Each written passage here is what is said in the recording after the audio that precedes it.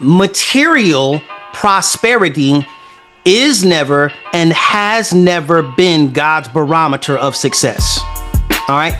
Paul would not have been considered successful by any stretch of the imagination. He is constantly traveling, constantly under persecution. How many times did Paul tell? I've been shipwrecked. I've been bitten by vipers. How many times was he stoned and thrown out of a city? How many times were the disciples running around, and every single one of them, with the exception of John, martyred for their faith?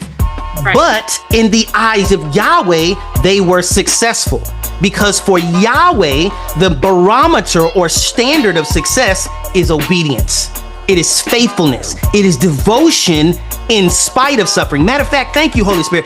In every situation, and this is what I'm learning about the book of Revelations, in the entire New Testament, these books are written to people in suffering.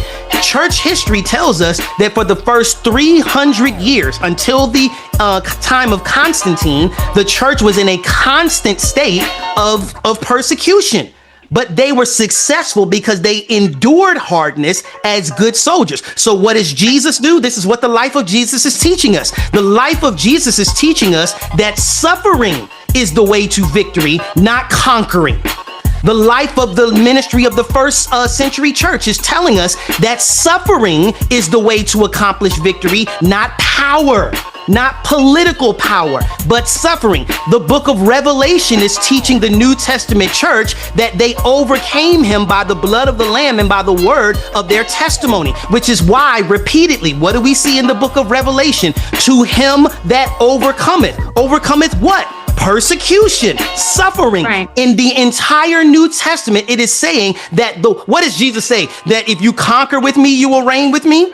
If you have power with me, you will reign with me? No. Are we reading our Bibles? If you suffer with me, you will reign with me. Take up your cross and follow me. How did we get a doctrine out of prosperity out of that? If any man will be my disciple, he must deny himself, take up his cross, and follow me. And you sitting out there talking about money cometh.